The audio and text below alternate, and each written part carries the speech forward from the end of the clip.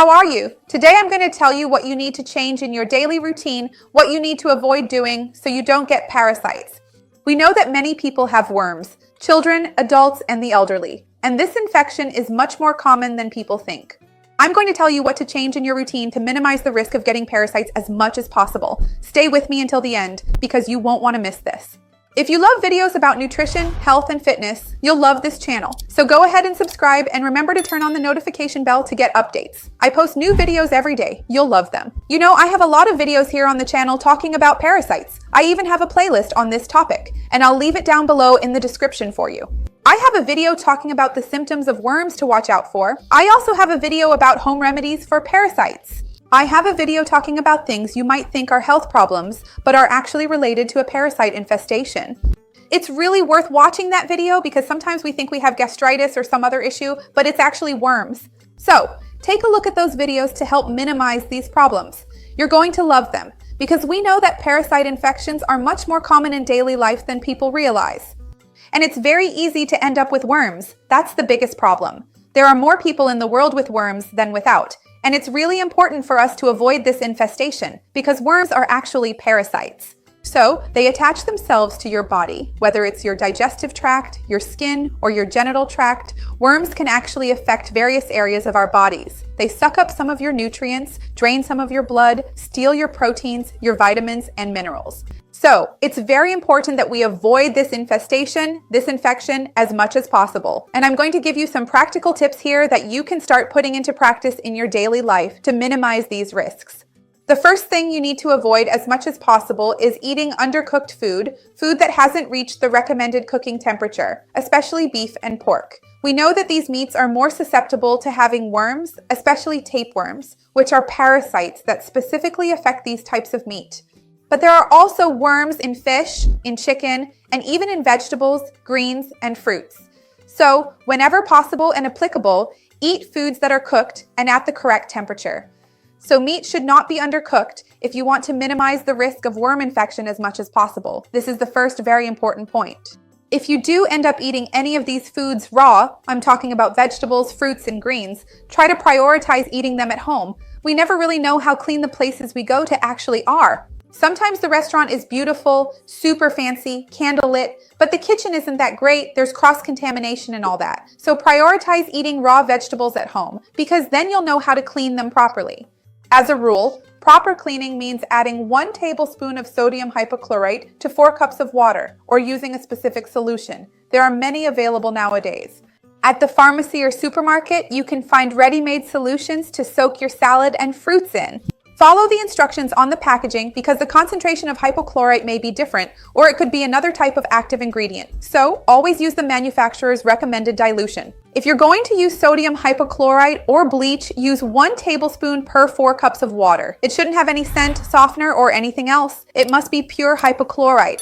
This detail is very important when you're using it on food, okay? If you prefer to use one of these products, which are more common nowadays than they used to be, that can be a good option. It's a very simple process. One critically important detail that's always worth remembering and truly essential for good health. Always make sure to drink clean, purified water. Of course, most people habitually drink filtered water on a daily basis, which is a good practice, but that's not always the case for everyone and everywhere. But if you don't have a filter at home, boil the water before drinking it, because that's very important. Or buy bottled water. Sometimes you're out, maybe hiking or at the beach. Don't fall into the temptation of drinking from a beautiful spring that's flowing down. You don't know what's up there. Maybe there's a dead animal or something has pooped or peed in it. So always drink bottled water, even if the place looks very beautiful, seems very natural, peaceful, and untouched. We know that nowadays that's rare. So ideally, you should always drink bottled water, or if you're at home, filtered or boiled water. It is very important to be extremely careful with hygiene when handling your beloved pet's feces. This is especially crucial if you have a cat or a dog, because these animals frequently go outside, play in various environments, and can easily bring in dirt and other contaminants. Cat faces can contain Toxoplasma gondii, and dog faces can have other types of worms. I'm not saying anything against animals. On the contrary, they are essential to our lives. It's already known that people who have pets are actually less stressed, live longer, have companionship. There are many benefits, but we do need to maintain proper hygiene when playing with them and then eating afterwards. So, if you've played with your pet and are about to eat, always wash your hands first because your pet was out playing in the street and no one knows where they've been. If you took care of their feces, if you picked up their droppings to clean up and throw them in the trash, wash your hands afterwards. Of course, this might sound a bit obvious to say, but sometimes people forget, they do that, throw it away, and then touch something else and end up contaminating everything. So, pay attention to what you're doing, wash your hands after coming into contact with the animal's feces, and if you've played with the animal and are about to eat, always remember to wash your hands before eating. Still on the topic of hand washing, it's always important to remember to wash our hands before preparing food. So, of course, the ideal is that you wash your hands as soon as you get home. Even after the pandemic, everyone picked up this habit, which was a really good one. So when you get home, wash your hands. But think about it. You got home, washed your hands, but then you worked in your garden or your vegetable patch, or you touched your cell phone, which you haven't sanitized and which was out with you on the street. So sometimes it's tricky because we can recontaminate ourselves without even realizing it. So, before preparing your food, always wash your hands thoroughly before handling utensils and food, because this also minimizes the risk of infections. I've mentioned this before, but it's always worth emphasizing. Make sure to clean your hands before you eat. Sometimes you're out and about and you don't have a way to wash your hands. Sometimes you're at the mall, at a restaurant, and at that moment before eating, there isn't a sink with water and soap available for you to wash your hands. So, carry hand sanitizer with you, apply it to your hands. The sanitizer won't remove dirt, but it will kill microorganisms and worms. That's why it's important to sanitize your hands before eating, even if you're out on the street. Another very important detail is that if you have a small baby, or if you take care of elderly people, you should maintain good hygiene after changing the diapers of those you care for.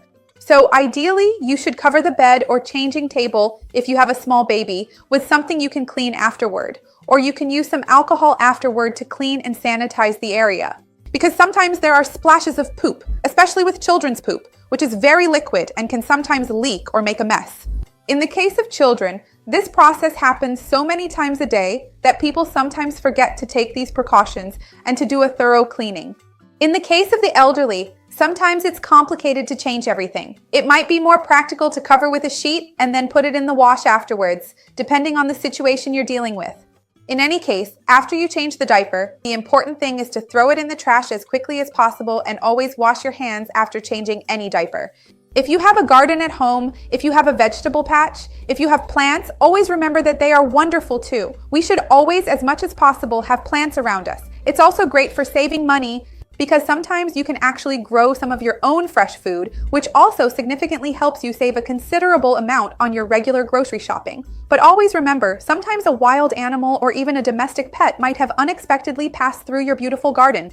A cat might have passed by, a bird, or some other animal that could have left feces, urine, or even just by walking through there while contaminated, it could have contaminated your vegetables or your plants, even if they aren't edible plants. If you worked in the garden and then put your hand in your mouth, that's a problem. So if you've been working in your garden, even if you're wearing gloves, it's always important to wash your hands afterwards to make sure they're clean. Be extremely careful also when swimming in rivers where you are not entirely sure if there is a sewage outlet nearby, as there could be significant contamination present. In some rivers that are not so natural or pristine, unfortunately this is a very common occurrence nowadays, posing potential health risks. Be careful at the beach as well. If there's a sign saying it's unsuitable for swimming, that could be related to some type of microorganism or even a type of worm that could infect you. And whenever possible, swim in a properly chlorinated and hygienic pool. When it comes to pools, nowadays this is much more common, but in the past there were people who didn't chlorinate their pools. We know that chlorine is there to reduce the number of microorganisms and worms that might be present. Worms can indeed be found in water, especially in rivers, so it's really important to be careful. If you're not familiar with that river, or if you think the water is contaminated, don't go in. Another very important detail is to always have sex with a condom. We know that there are some parasites that can be transmitted through the genital route. So if you're having sex with someone who isn't a long-term partner, who isn't your significant other, or if it's not an exclusive relationship, it's important that you protect yourself and always use a condom. Not just for worms, but of course, for so many other sexually transmitted diseases that you could contract.